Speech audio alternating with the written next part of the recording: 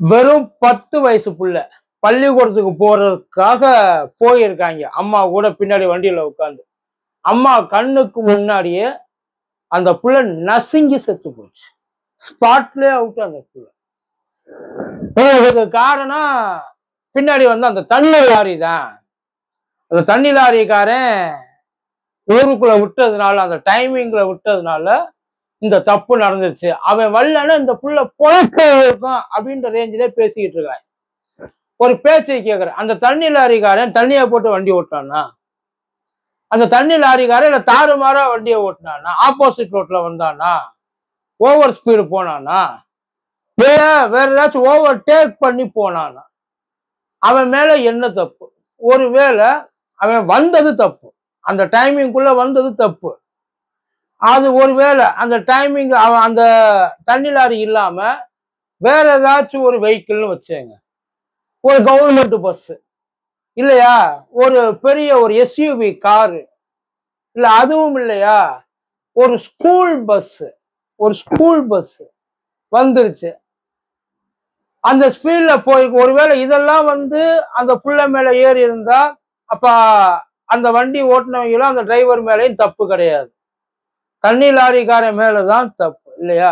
தண்ணி லாரிக்காரங்க ரொம்ப நல்லவங்க, உத்தவங்க, ரூல்ஸை ஃபாலோ பண்றவங்க எல்லாம் கிடையாது.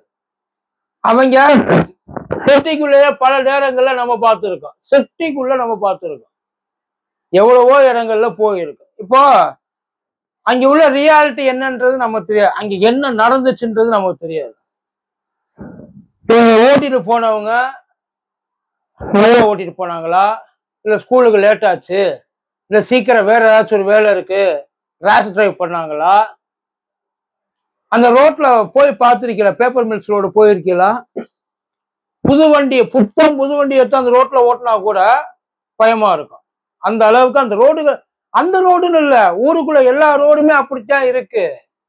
நல்ல அட்வென்ச்சர் போற மாதிரி, ஏதோ மலைப்பகுதிகளில் போற மாதிரி தான் இருக்கு. நமக்கு வழுக்கும், பொத்தல் இருக்கும். இவ்வளவு பெரிய ஒரு திடீர்னு ஒரு பள்ளம், அந்த சாக்கடை ஓடுறதுக்காக நோண்டி வச்சுட்டு போயிருப்பாங்க, அது ஒண்ணுமே பண்ணிருக்க மாட்டாங்க. ஸ்பீட் பிரேக்கரு நல்லா உட்கார்ந்துருந்தா திருப்பதி மலை மாதிரி இருக்கும்.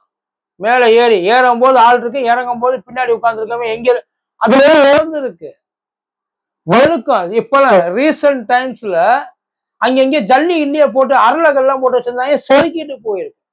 அது நல்லா படிச்சு பார்த்தீங்கன்னா தெரியும் அந்த செய்திய. வண்டி நல்லா தடுமாறிடுச்சு. அது வண்டி நல்லா தடுமாறினதுக்கு அவங்க காரணமா இல்ல அந்த ரோடு காரணமா தெரியல. பின்னாடி இருக்கிறவன் தான் அவன். அதுல பார்த்தா கொஞ்சம் ஒரு 40-50 போவான், ஏன்னா அது ஒரு ஸ்ட்ரைட் ரோடு. 40-50 ஸ்பீட்ல போயிருப்பான். பின்னாடி வர்றவனும் அதே ஸ்பீட்ல தான் வந்திருப்பான். அவங்க விழுந்தான்றதுக்காக இவன் பிரேக் எல்லாம் உடனே அடிச்சாலும் வண்டி நிக்காது. அந்த புள்ள உசுறு அந்த போன உசுருக்கு ஆறுதலோ இல்ல ரொக்கம் அந்த கொடுப்பாங்க இல்லைங்களா, காம்பன்சேஷன் கொடுப்பாங்க இல்லைங்களா, காசு 5 லட்சமோ 10 லட்சமோ 20 லட்சமோ 50 லட்சமோ, அதெல்லாம் அந்த புள்ளைய திருப்பி கொண்டு வர. 10 வருஷம் ஒரு புள்ள, இனிமே அந்த அம்மா நினைச்சு போய் புள்ளைய பார்க்க முடியுமா என்ன? இல்ல அவங்க வீட்டுல இந்த சோகத்துல அவங்க எந்திரிச்சு வர்றதுக்கு பல நாள் ஆகும். தப்பு எங்க இருக்குன்னு நமக்கு திடீர்னு இப்ப ஆக்ஷன்லாம் எடுக்கிறாங்க. ஒரு எஸ்ஐ சஸ்பெண்டா, அப்புறம் போக்குவரத்து அந்த ஆணையர் மேல வந்து துறை ரீதியா நடவடிக்கை, ஏதோ புதுசா வந்திருக்க மாதிரி. தண்ணீராரி கண்டுபிடிச்ச காலத்துல இருந்து, அது ஊருக்குள்ள வந்த காலத்துல இருந்து இப்படி தப்பா இருக்குது. ஏதோ இன்னைக்கு என்னது புதுசா வர்ற மாதிரி திடீர்னு ஆக்ஷன் எடுக்கிறாங்க.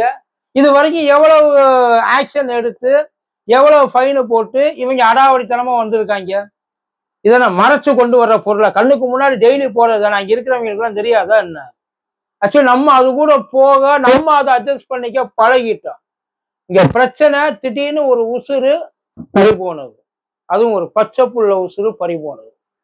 இல்லாட்டினா இதெல்லாம் வந்து யாரும் இப்பெல்லாம் கண்டுக்கவே மாட்டாங்க. நல்லா சார் காலைல 7 மணிக்கெல்லாம் எழுந்து திரும்பி வண்டி எடுத்து ரோட்ல சுத்திட்டு இருக்காங்க சார். இவங்க மட்டும் இல்ல, தண்ணி lorry, oil tank, septic tank clean பண்றது, குப்பை லாரி எல்லாம் காலையில 11 மணிக்கு ஓடிக்கிட்டு இருக்கு. 11 மணிக்கு ஓடிட்டு இருக்கு பல. அதுவும் எப்போ ஒரு வண்டி பின்னாடி இருக்க எவனும் போக முடியல. அது போனாத்தான் போக வேண்டியது நடக்குது. புதுசா ஏதோ நடவடிக்கை எடுக்கிற, ஒருவேளை நடவடிக்கை எடுக்கிற மாதிரி இருந்தா இந்த டிபார்ட்மெண்ட்டுக்குள்ள யார் அமைச்சரோ அவங்க தான் நடவடிக்கை எடுக்கணும். நியாயமா அதான் உண்டு. அதே நேரத்துல இந்த ஓடிட்டு போறாங்கல்ல, பொம்பளைங்க ஓடிட்டு போறாங்க, தப்புன்னு சொல்லல.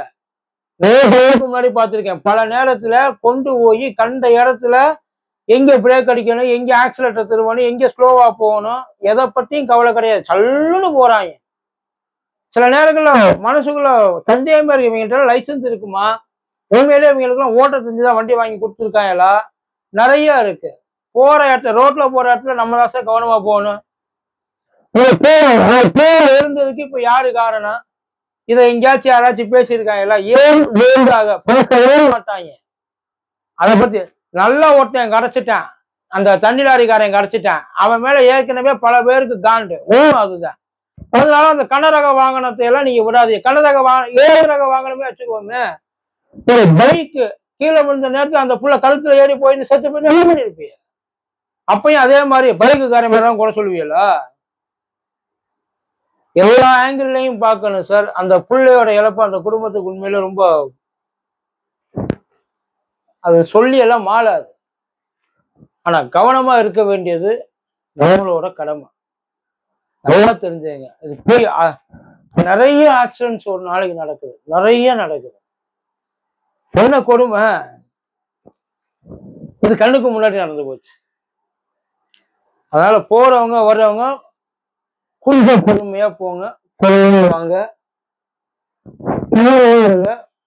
பத்திரமா பார்த்தாங்க. பிள்ளைகளை உட்கார வச்சுட்டு போறாங்க இல்ல, அவங்க எல்லாம் போற எந்த நிலைமை பிடிக்க மாட்டேன்றாங்க சார், பிடிக்க மாட்டேன்றாங்க. அவங்களுக்கு என்ன அவங்க பிடிக்க மாட்டேன்றாங்க, கம்பியை பிடிக்க மாட்டேன்றாங்க. போகுது பைக்ல முன்னாடி டேங்க்ல படுக்க வச்சு போற கதையெல்லாம் நாங்க பார்த்துருக்கோம். டேங்க்ல போய் அது மாட்டு தூங்கி அப்படியே சைட்ல வலிஞ்சு நிக்கும், அதே பின்னாடி உட்காந்துட்டு வலியுது அது.